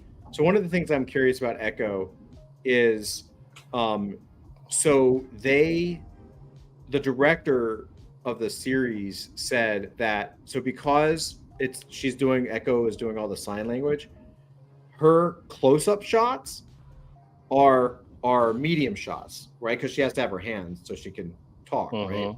And so what they did stylistically, and I actually find this fascinating. Stylistically, they decided that was going to be the close-up for all characters, whether they use sign language or not. So you won't have Echo having a close-up like this, or having a close-up where she's talking, and then have another character like this. Right. So all of the close-ups are at best kind of close, tight, medium shots, and I'm genuinely curious, like how that is going to work. It's not what I would do, but no criticism. It's just like I'm really curious. Honestly, is that something the first you picked 2 up on, episodes, Andrew? I haven't even noticed. So Yeah, it's a strange choice, and I'm just like, oh, that's really fascinating. Like, I wonder how it looks. Well, sorry, go ahead. I was just gonna say the Daredevil scenes in episode 1 were really good. I don't know if he'll be in any more of it, but the Daredevil showing up was good. But one of the things I thought was interesting is the fact that in the show the character is an amputee. She has a fake leg. Echo, the comic book character, is not an amputee with a fake leg. But they found an actress who was Native American, deaf, because she actually is deaf in real life, as well as an amputee. And it was like, the character is not whatever. As of this point, I don't think it hurts her character at all. She's still a badass, but she has found herself getting into trouble because of the fake leg. So I'm not going to say any more, but the first 2 episodes were interesting, and we're still going to stick around and see what else happens. But that first episode where there was no subtitles annoyed the hell out of my wife. So she's like, what are they saying? I mean, you kind of can get the gist of what she's saying based on whatever the rest of the conversation is, but it is very annoying looking at somebody and not knowing what they're saying. It's just very annoying. That's really funny. Yeah. Anyway, hey Todd. So, all right. I guess we didn't get to the lore games today. Oh well. Yeah, we just roll with it, and we'll figure it out next week. Well, I usually don't like to toot my own horn, but I got a few announcements. Announce. Toot your horn. Your horn should be lots of clouds. Well, for one thing, I have over 200 miniatures to paint, so that's why that's what I do while Drew is blathering on about his comics. I'm painting Macedonian hoplites by the dozen. Let's see. Blathering on about his comics. Damn. Drew, you know I love you. I know. Let's see what else. Well, I've been working I've been working a lot on stuff I really don't care about, but it pays the bills. God, I hate web design. And also I had a book that I published like 2 years ago that I took off for various complicated reasons. Well, I republished it yesterday, and it got me thinking. And so it's up on Amazon now. Also, apparently people actually are reading my Substack because they reached out to me on Facebook. They said they like it. Hey, that's awesome, dude. Cool, man. nice. Great. Yeah, it was like one guy, but that's, Hey, man, like there's plenty more that aren't necessarily like emailing you, but they're totally like down to do stuff. You know what I mean? Here's the thing, though, that got me thinking. So I've basically been on like a 3-year dry spell. After my father died, I just took some time off, but I can feel the old creative juices starting to stir again. And see, I'm one of those guys when I'm like creating something new, I get high. It's like I'm full of endorphins. Sure. And I really miss that. But the thing is, I'm like, get down. Sorry, boy, cat. What I'm thinking. So the thing is, I'm like working full time right now because I actually want to be able to pay my taxes this year. So I'm basically grabbing every web development job I can get my hands on. So I don't know. Actually, I have like maybe like an hour and a half, like maybe like an hour a day where I can actually write. And I'm right now. I'm at the point where I'm actually like writing basically 3 separate books at once, which is not a good thing, not a place to be. But here's the thing: I'm basically an indie writer. I basically publish everything myself. And the thing about indie writing, it's all about volume. It's not a business where you can spend like 2 years, like 10 years working on a masterpiece. Because because the thing, the Amazon algorithm will bump you for a month and then you're forgotten the next. So people who succeed at this, they got to keep churning shit out, pumping it out. Some people can do that on their own. I mean, there are writers out there who are just machines. They'll crank out like 6,000-7,000 words a day. I mean, I have done that. I did it when I wrote our book, but I burn out really fast when I do that.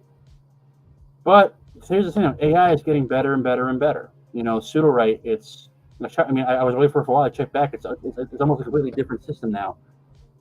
So I'm setting myself a challenge: 6 for 6 books in 6 months. Holy shit! And some of them are going to write myself, but I think one of them I'm going to write myself. It's for complicated reasons, but I want to test out the ability of pseudo-write and other AIs. Be able to generate quality content. I mean, so the stuff I've created stuff with AI and text, but it's very hackneyed. The dialogue, so you really have to edit it. But I'm figuring it really boils down to like how much prep work you do into like prepping the system. So I figure I can spend a week, prepping the book. Well, I'm going to be starting this in February because I actually have another book coming out then that I'm actually an older book that I wrote that I'm editing now, and I'm going to put that out probably in February. But after that, I'm going to basically use AI to like generate books. Try to put out one book a month. Because the thing is, I mean, I've tried marketing. I've tried buying ads. I'm not very good at it. And here's the thing about when you're basically buying out. You're basically spending money to try and get people to go to an Amazon page and maybe buy stuff. And the thing is, the time you spend marketing is the time you can spend writing, right? Mm-hmm. So yeah, that's my announcement. I'm gonna like dive deep into AI, just see if I can, as far as writing goes, and see if I can make it work. And if it does work, well, that'll be good for us because we can use that to generate shit. Well, not shit, but stuff, content. Yeah, I think that's fantastic, brother. Like, I commend you, man. I'm with you. I don't really see AI as a negative. It certainly can be. It's like anything. Like if if all you do is rely on it, then you're not gonna get. You're just gonna you're gonna be where you're gonna be. But like I don't. Yeah, it's just a tool, man. Like I'm gonna be using it. I plan to use. I'm already looking at ways to take. I'll tell you one of the ways I'm thinking about it is like taking my artistic style. So we've got the characters, we've got the adult fantasy characters. Doing some more turnarounds. AI is now, the visual side of AI is now good enough to make a model based off it, like a stylistic model, and it can actually render it pretty well in different poses. So if I give it a couple of turnarounds of D void, for instance, or 344, whoever, and I say 344 jumping, you know, and I can even draw like a stick figure with a character punching like that, it'll know that this is a punch, right? And it'll apply my model to it, and all of a sudden I'll have 344 as that. Now, that by itself, I think for a lot of people would be the end of it, and that's like great. But because of my background, because I'm actually able to translate this, I'm just going to be using these as a tool to test posing, test shots, come up with some better angles that I would normally not be able to do just because of time, right? For me to test poses, I'm like I might draw this and be like, no, and I'll erase it, and then it's like over here, I'm like, no, what about this? What about that? Like that takes hours. That's a big point of time. If I can just roll it and kind of figure out the shot that I like, and have AI render it pretty quick, then I can take that and actually do the final art piece. One of the reasons why I'm to your point, Zach, like I'm doing like, so I've done, after I get these 2 pages tweaked out, finished on my desk, I'll have drawn 23 pages this week. And I'm going to keep, I think I can keep up an average of about 20 a week. So a comic book, essentially like a comic book a week. And I'm warming up on my own story. Then I'll be doing our lore game stuff. So we'll be doing a lot of adult fantasy stuff. Some of this stuff I'll end up drawing. Some of it we'll get other people to draw, so we can kind of just like get work out there. Some of it will be for the RPG and some other things. But like having AI be a member of the team as opposed to being the end all be all, having it be like another staff member on the team and helping with it, I think it's good. I'm confident that it's going to help our productivity like quadruple. See, that's Dude, I agree. Just to jump in here really fast. I mean, look at this. We always talk about like community driven creation, right? Mm-hmm. Now, I'm in a community. I can maybe write some stuff or whatever, but I can go on Korea, which I've been messing around with, and make a really shitty sketch of a mech or something and have that transfer. So now what can I do? I could train on Korea. I'm not the best artist, but I can train certain stuff, and I can go, hey, Todd, here's a storyboard that I kind of made for 100%. The stuff we were talking about. Do you think we can use this in the next thing? I can go, hey, Todd, man, I sketched out this maybe cool variant cover using AI. Can we like juice this up? And like so now I can deeply contribute as someone that is a little good at this and a little good at that, and I can use that. And you know, it may not be the end product, but I can certainly pass it along, right? Well, so this is the thing that I don't understand, and it gets me a little angry, at least. And I wish Avery was here still. He wasn't feeling too well, but like this is one of those things that really kind of bothers me, and that is, it's be careful what you wish for. You just might get it. Okay, for my whole life, comic artists and creators have been bitching about exposure because comics is this amazing original art form that is a complete bastard because it's not film and it's not books. It's not a novel and it's not, you know what I mean? It's not prose and it's not film, right? I know, MK, I know. We're doing cough. We still need S2 of AF. Cough. S1 characters getting lonely. I know. I just don't want to drop random shit. Working on it. That is literally what I'm working on right now. I promise you. Right. That is 100% what we are working on. Thank you for keeping me honest, sir. I appreciate it. More pressure is always needed. You were saying, Todd? Yes. That's what I was saying. Is like, so as a comic nerd, all these comic people have always been bitching about exposure. We want more exposure, and they now have it because first it's Web3 comes. So the comic industry IRL is kind of crashing. Physical stores are having trouble. and of course, because regular physical stores are having trouble, of course, specialty stores like comic and game stores are having trouble too, right? Community is being fractured, and we're moving online, Discord, all that. Web3. When I came into Web3, it was like a comic boom. I saw everyone making comics. I'm like, oh shit! Like this is for real. Like they're really doing it. Like so, in about a year, you're going to be able to have everyone make a comic book. You're going to have every writer and every amateur artist, whoever wanted to make a comic book, they're all going to be able to do comics that are at least going to look like a decently professional level. And that can do nothing but gain exposure for the comic market and for the actual medium. It is a massive win for the medium. And you're here bitching about it and how AI art isn't real art. Go fuck yourself. You know what I mean? You can't all this time about, oh, we need more comic artists and we need to raise awareness and all this crap. And all of a sudden you're trying to be a gatekeeper saying, well, this is real and this is not. Mm-hmm. Right? Meanwhile, you're using digital tools where you hit Command Z and it erases all the time. That's not real. You're not a real artist. Why don't you use ink where you have to pull one perfect line or else you have to white it out? You're cheating. You know what I'm saying? Like it goes on forever. Like the argument is a stupid argument because everyone says that about everything. Mm-hmm. Well, it's ridiculous. There's an argument about that, and among writers, for example, there are people who are publishing books written by AI, and some of them are good, some of them are bad. I think what it really boils down to is how much work you do in the editing process afterwards. Because basically all AI is going to do from a writing standpoint is crank out the first draft. That's it. Now you can put it out after that. Maybe it's good, maybe it's not. But the fact is, it's going to be hackneyed. And as far as it's stealing other people's styles, well, the thing about what I do is I just input samples of my own writing into the right. That's what I'm saying.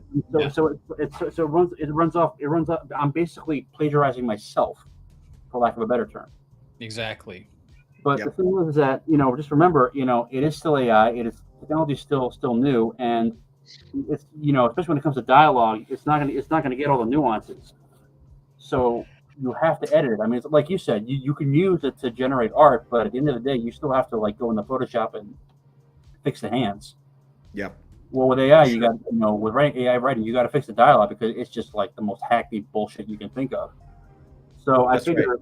But the thing is that, but what it does, especially if you're not, because look, what you think is happening to the comic industry is happening to the regular publishing industry as well. It's even worse. They're not generating they're not generating any more big stars. There's no more George R. Martins coming down. There are big fantasy writers out there like N.K. Jemisin, for example, and some of them are getting deals with Amazon. They're getting the shows are getting made, and honestly, they're not doing very well. I mean, just look at The Power, which was a bad book and a worse show. Mm-hmm. But indie writing, indie writing, it's the great thing about it is there's no gatekeepers. The bad part about it is that there's no gatekeepers, and if you want to succeed, you got to produce. You got to basically crank. You eat what you kill, and the more you publish, the more you sell. I mean, yes, you can. If you got marketing, you've got good marketing skills, you can do that. But I mean, I've tried that. I don't have the budget for it. I can't. I mean, I can't. I mean, if I tweet once a week, that's a lot. Yeah. So I mean, really, for me, it's just going to be a matter of putting shit out and just building an audience slowly, one reader at a time.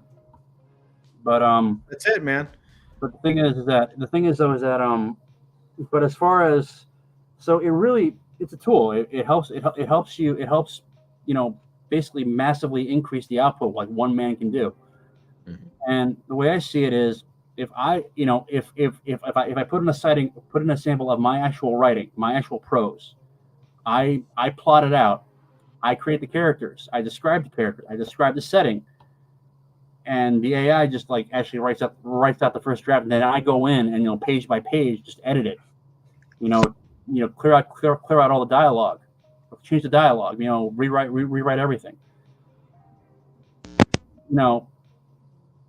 That's does that count as real writing? I mean, I think so. I think so too. I mean, I think the problem is that when it comes to writing, there's just a and I think if you can speak to the comics as well, but especially with writing, there's maybe not really with fantasy or with genre writing, because that's always been kind of hacky. But even then, it's always been the idea that it's supposed to be the writer's authentic voice. Like the whole romantic idea of the artist as the genius who tells you some truth. Mm-hmm. And so I guess the idea is that, well, if you're using AI to write it, it's not really your voice. Fuck you. It's selling. That's all that matters. And or not. It doesn't sell, so that sucks also. But I mean, the big fear I have though is that there's just going to be so much stuff put out that that readers are going to get, that the audience base is going to get overwhelmed. So that's why I think building up an audience is that crucial. You just can't drop a book now and hope people are going to read it. You got to build it. 100%. And MK says, "Hey man, check out my favorite band. Oh wait, they're popular now. They sold out." Yeah, that's right. I mean, look. I mean, when you go. I mean, it's the thing about also is that when you're self-pubbing, like you see the weirdest shit get put out there, because if anyone can write a book, and basically anyone can satisfy their own personal whatever weird niche they're into. Mm-hmm. There's some really weird shit that pops up on my Amazon feed from now and again. Oh, I bet, dude. I mean, I think there's goblin harems is one. There's another one. There's another one. Did you just say goblin harems? Yeah, there's actually a book about a guy who transfers into an isekai story. Yeah, of course. Guy basically goes into a fantasy world and he has sex with busty goblin women. There's a one-page RPG that I thought was great. It's called Goblin with a Fat Ass. You basically play a goblin with a fat ass. So tomorrow, basically, I'm instead of going fishing, I might just stay home and work on this. Because I figure I've got my Substack. I'm editing another book that I wrote 2 years ago, and I'm finally getting around to editing it. I figure I might as well get a jump on this now and just start generating stuff, generating content, so that when this book finally goes out, I can hit the ground running. That is very similar to what we're planning on doing too. Is using this year. I mean, like I said, I'm going to keep working. We're going to keep grinding. We've set up, as I was saying at the beginning of tonight's Nerd Den, we took 2 years to kind of establish products, establish our pipeline, establish the network, establish outlets and partnerships and potential for the future. And now that we have that kind of running, right? We need to, we need to keep going, and we need to make sure it doesn't get stale and all that kind of stuff. But we know it works, and it works really well, and it's manageable now that we've done it once. The big push, what through Comic-Con, that was 8 months of hell. That was so much work.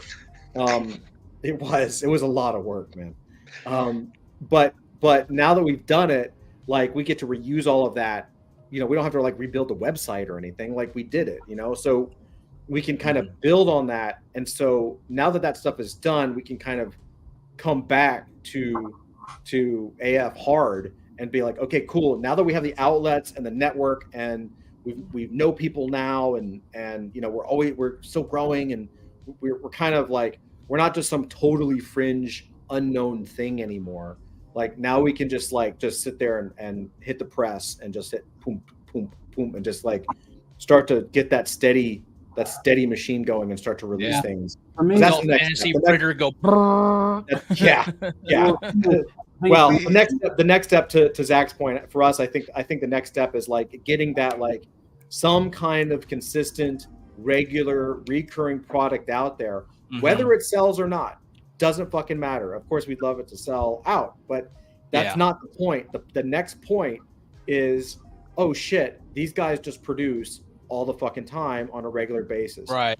I would love to have my goal in life is I'd love to have be a Wednesdays like a Wednesday place. Like every Wednesday we have a new release. Can we do that right now? No, but we can start to work on that. First, maybe it's quarterly, and then you do maybe bi-monthly, and then you maybe do monthly, and then maybe you try to do every other week, and you just kind of ramp it up, you know. So that over time, people are like, oh shit, did you get the newest drop? Did you go over to the store? Did you like you just get it out, keep it going. For me, the big advantage for trying this out is like I said, I'm working like a dog when it comes to comes to my day job because I really, really, really need the money right now. I mean, the words IRS are like branded into my brain as like, with like devil's horns and flames and, the cat Satan's cackling in the background saying, "You're never going to escape me. My cause is sunk deep into your soul." Yes. Yeah. But please don't remind me because I get paid in crypto and like it is. Oh yeah, they're gonna fuck you. They're gonna fuck you Situation Sunday on that. Yeah. But pardon my language. But no, it's like so I got like maybe like an hour and a half a day where I can actually work on this stuff if I'm lucky. So if AI can if AI can push my productivity and I can just focus, if it can do all the scut work and I can just focus on the editing. Mm-hmm. Who knows? Sorry, Doc, I didn't mean to bring you down. You're good, man. Like I already know. I'm just trying to ignore it for as long as possible. Or until my wife starts beating me with this frying pan. I'm gonna let me put it this way: pay your quarterlies. I'm learning that the hard way. Yeah. Magic beans. Well, who knows? Maybe I'll win the Powerball. Oh God, we're at that point. I am right now. Seriously, that's really where I am right now. So, if you buy 2 tickets, you double your luck. That sounds like a good name for an adult fantasy character, and it's just an old guy that's got the gym shorts on and he's hanging out. He's hanging too low. Yeah, just call him Powerball. Powerballer. Powerballs. I had an idea for a character who's like an assassin, and he always has like either a secret compartment in his back or like, he's always like kind of he's the kind of guy like he drops his weapon, there's no weapons, and there's always something back there, right? Yeah. Maybe it's like a secret compartment in his back or something. But the name I came up with was the Reach Arounder.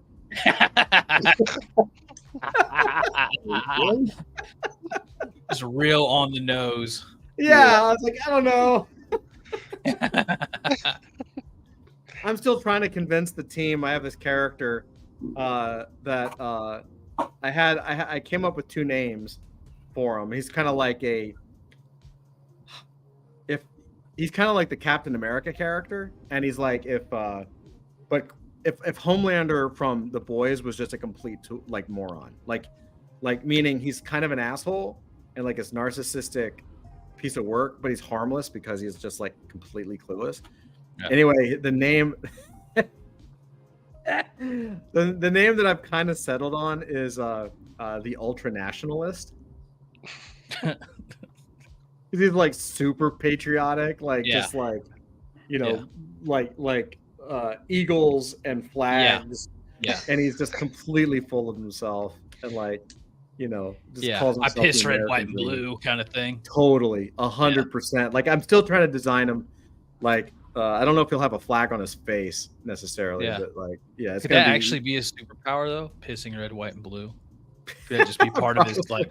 Maybe that's what he actually bleed. What if he actually bled red, white, and blue? Oh yeah. Dude, I think the Reach Rider thing's funny because that's such a trope. Like when the assassin guy walks into the dusty bar and they're like, check your weapons. They're like, and the one in your boot, and the one, and they're like, that's the Die Hard John McClane thing where you tape the gun to your back. Yeah. Somehow you manage to tape it because even if you can't reach it. And it's also like in like any kind of like animation or something where they just pull from that magic, or they can like attach their sword to that like nothing that's in the back or whatever. They perfectly sheath the sword. Yeah. Which, by the way, in real life, you really actually can't do because, if you have like one of those massive swords slung over your back like they have in The Witcher, you try to draw it, you'll never get to clip the scabbard. Yeah. It just looks really cool though. It does, Right. yeah, but it also like it's also really heavy. I mean, like you're like this. I've seen guys who do it in like at like rent fairs. They're at the end of the day, they're like walking like bent over sideways because like they're like carrying like 20 pounds of metal on their back. Right. Oh yeah. God. Can't be healthy. Well, I mean, if you ever get a chance, like look up something called Pensec Wars. Pensec Wars, like the Society of Creative Anachronism. Oh yeah. Pensec? Like Pensec, PENNSIC. See, every year, like the SCA and like affiliated groups, they basically have this massive meetup in Pennsylvania. So, Cool. Like 30,000 people show up, and it's medieval reenactments, so a lot of crafts, a lot of dancing, a lot of belly dancers.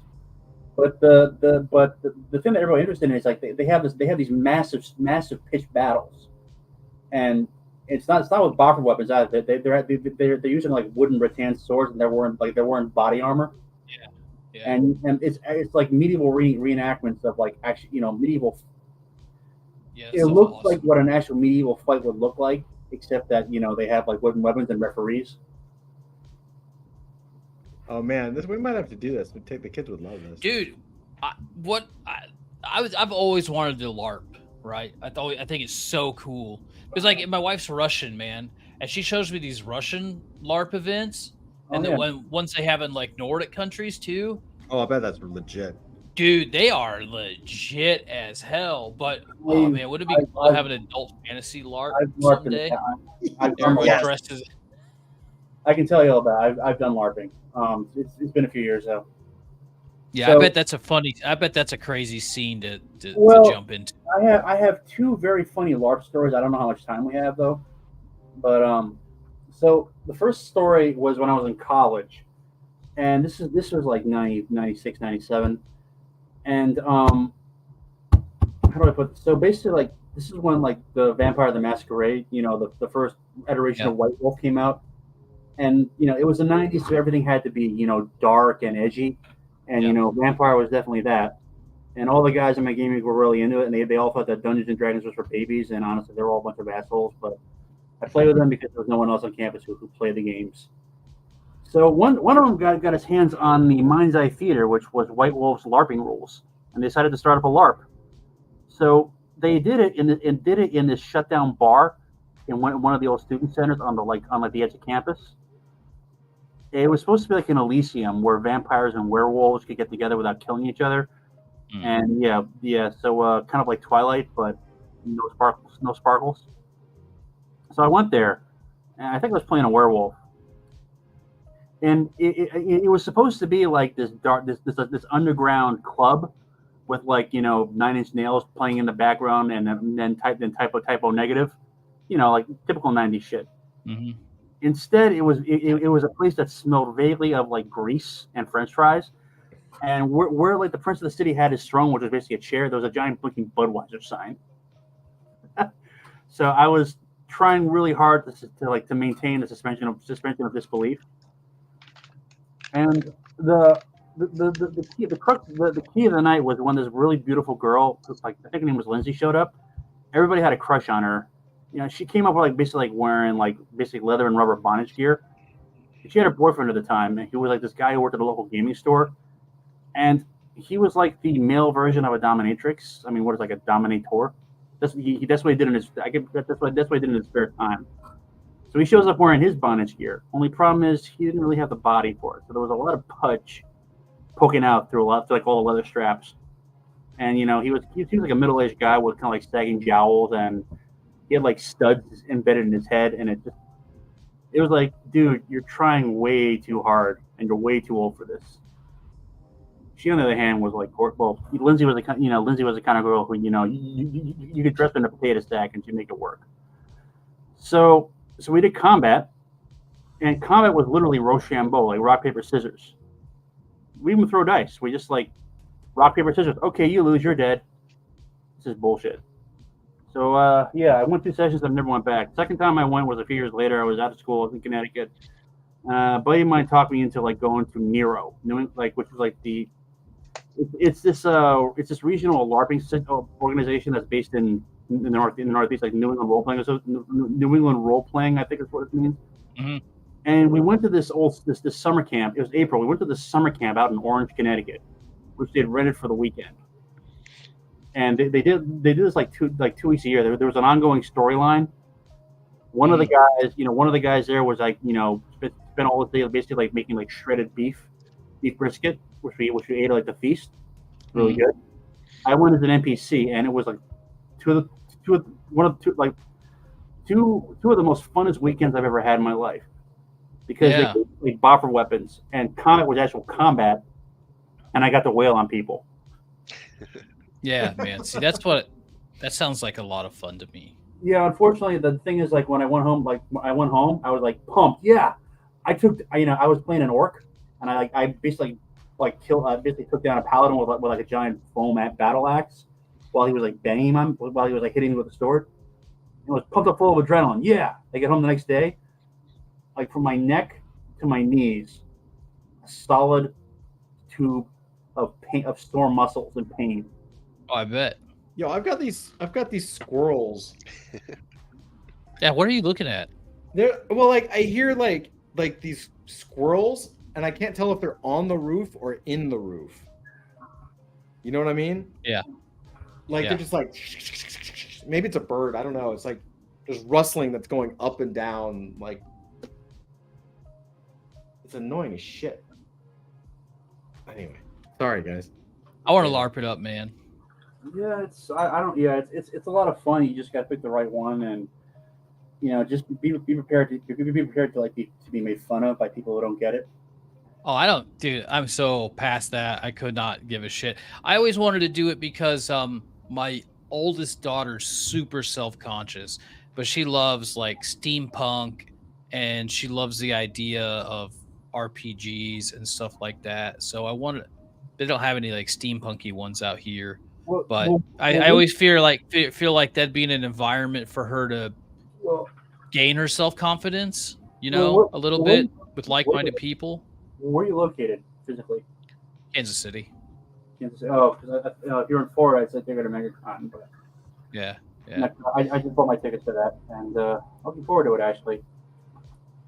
Although, bit of advice though, if you do decide to cosplay at a con, make sure you don't go wearing angel wings, because that's especially on a crowded Saturday, you get some like cosplayer with like giant angel wings on her back. It takes like 5 minutes to go 10 feet on those, because you have to clear space around her, and it's already like cheek to jowl. Yeah. I want to cosplay. I never got to cosplay, but now I'm like, who am I going to cosplay? There's no like, just trying to think of like who are like the fat old guys with beards I can cosplay. What are you talking about? We specialize in fat, like gray beard entertainment, sir. Yeah. Well, The answer to that question is obviously Santa Claus. Well, here's the problem with cosplaying when you go to these places. I've noticed. Yeah, dude, I watched this guy at the last Kansas City con being asked to leave or change because he was in a very tight, very authentic, Spider-Man and his friends type of full body suit, but he wasn't wearing any kind of like cup or anything, and he had a extremely large member. I'm talking like halfway down his thigh. And they were trying to be like, dude, we appreciate it, but you gotta do something about that. Are you kidding me? If I was him, I'd be out loud and proud about that. But yeah, I mean, more power to him, man. But that's that's now you know where the spider bit him. Well, well, look. So here's a funny thing though about cosplaying, and I think this speaks to like the decline of the American comic book industry. A lot of people, older cosplayers, say above like the age of like 33, they'll go as like Marvel characters or DC characters, or maybe like a Star Wars character. Anyone like under the age of 30 is going as a manga or anime character. Yeah. I mean, it's like that. a lot of there were some really good ones at the Kansas City. Like there is a really good scene. Like we saw a really great troupe of people that did like the whole Monty Python nights, and then one guy was a Knights in Knee, and they were on like stilts and all that kind of stuff. It was I mean, there's some like high, and we're not a huge city, and so I was really impressed with some of the cosplay that came out. But yeah. Well, when I go to MegaCon, I'll make sure to take lots of photos, and then I can show them here. Please do. Yeah. The best guys were like it's this troupe of I mean, they were like had their own booth or whatever, but it's these troupe of GI Joe cosplayers. Oh, dude, they were so sick. They were. I mean, they had like real fabricated armor and all that kind of stuff that they like vacuum. Like they made the molds and then vacuum pressed them and did all that kind of stuff. They were. I mean, look, those cosplayers, they will spend like hundreds, even thousands of dollars in their costumes, and there are actual women who are models who actually do that for a living. Oh yeah, and like that's an awesome cottage industry as well for people who make those costumes. Yeah. Like you can make a lot of money doing that if you're like a good with like sewing or just any kind of like any of that kind of stuff, or even like the more like intense prop work and stuff. Like, stupid money. I think the height of last year for me was like actually getting a photo with Jim Shooter. That's cool. Yeah, I mean, if you don't know, you know who he is? Yeah, of course. Well, yeah. So he was there, he wasn't in an autograph. He was just in a regular booth by himself. I think he was like promoting a book, and I got a photo with him. And this is the guy who basically saved Marvel in the early late 70s, early 80s. There wouldn't be a Marvel comics if he basically hadn't come in there and fixed a lot of the craziness. Yeah. The funny thing is that there are still writers. There are still writers from the '80s who will if he's mentioned anywhere in the media, will take to their blog, take to their Twitter feed, and just start damning him to like hell and back because they didn't for whatever reason or another. I mean, those old comic writers, they really know how to hold a grudge, and it's just sad after a while. Yeah, actually, one of my all-time favorite shirts actually is a Michael Golden shirt. Where he stole the Danzig logo, and it just says and it says Golden, and it's his image that Danzig stole from him for the Danzig logo, the skull. So it says Golden with the Danzig skull, which is his skull, and so he's like stealing back his own shit. It's pretty cool. Hey guys, I know it's late in the hour, but I just wanted to share. I just discovered a new sport. Hold on. Oh dear. You say a new sport? Yeah. This is Card-Jitsu. What? What the fuck? Are you shitting me? No, I'm dead serious. This is Card-Jitsu. It's a Card-Jitsu championship. It's got 269,000 views. Oh my god. It is Card-Jitsu. And they actually like go through, you can see like, oh look, here's the guy here and here's the other guy. What the hell? Looks like they're having sex. I mean, I guess. Dude, I had this big plan to start a professional pillow fighting league back in the mid-aughts. You would have some nice clouds with that, sir. Well, that's the point. You guys remember when like Dana White started the professional face slapping contest? Yeah. Well, he didn't start it, did he? I think he bought it. Well, it was like it was basically like an idea written by a couple of drunk Ukrainians, and he basically bought the rights to it, and yeah, it didn't go very well. Look how dumb this is. I mean, I get it. I can see it. It's like a crazy, weird contortion space. It's kind of hard. If you get attacked in a car, I guess. Yeah. Now, if it was a bunch of gorgeous women and there was a lot of lube involved, it would be more interesting. True. Where's the lube car? Jitsu? What's their belt system? Do you get like, I made it to Toyota level? Yeah, I'm Kia right here. Yeah. We got the Kia model. All right. Anyway, guys. That's goofy. Fantastic Nerd Den. Guys, happy Friday. Thank you so much. MK, thank you so much for hanging with us as always, brother. Yeah, man. Yeah, man. This got some more announcements coming up. A lot more, man. It's going to be a very busy year. A really good year. I think I got my eyes set on 2024. I think this is going to be a good year overall. I really do. So yes, Unlimited power. Guys, anyone want to pitch anything, say goodbye, or do anything cool? Nothing I can say on a public channel. I'll give you some words of wisdom. What's that? I was I never forget it. I was I rode up with a friend to visit her dad. Like we took a impromptu road trip. It was like 10 hours to like the weirdest back corner of Iowa, this town. It's like called Postville. And it was a super small population, but they had this meat packing plant. It was really weird because they had a lot of Hasidic Jews there because there was meat packing. They're making it kosher and stuff, but it's like in the middle of nowhere. And Were they digging tunnels as well? yeah, no, we're not going to get into that. But after a really long raging like the whole town like keg, it was like a graduation party, and like my friend's cousin was graduating, so it was like the whole town kegger, and then we wound up in this hot tub, and we're all hanging out, and there was like a guy who was real local. Of course, they're almost Minnesotan with their accent, and he's sitting in the hot tub with a 24 pack of Busch Light, and he's like, about to like fall out, and he just kind of looks up. He's like, "Hey, I'm gonna give you some advice. Don't you ever forget it." And he's like, "Don't let your meat loaf." And that was it. And I've never forgot it to that day. So everyone, don't let your meat loaf. Yeah, don't let your meat loaf. I don't even know what that means. I don't know either, but it stayed with me for 20 years, 25 years. Well, thank you for those departing words of wisdom, Doc. Hey, I really appreciate you. And all Yeah, your I don't think we can top that this evening. And MK says, "Happy weekend, guys. May you all have excellent dreams of clouds."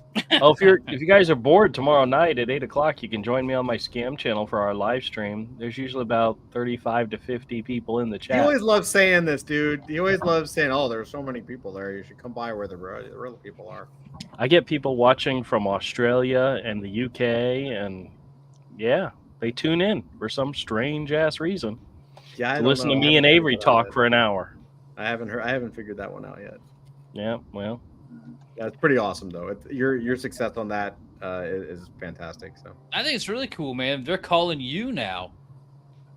yeah. I mean, knowing like you've made the rounds. Like the jig is up. See? Yeah, I want to be on Andrew's channel.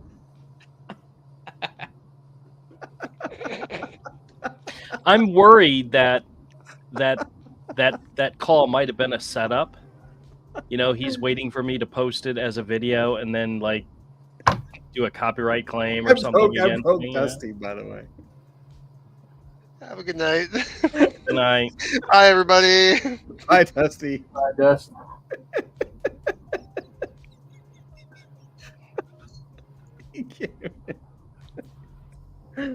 Oh, cool. We'll cut it here. Love you guys. Happy Friday. Have a great weekend. Love you all. God bless. And we will see you next week. Stay tuned. So much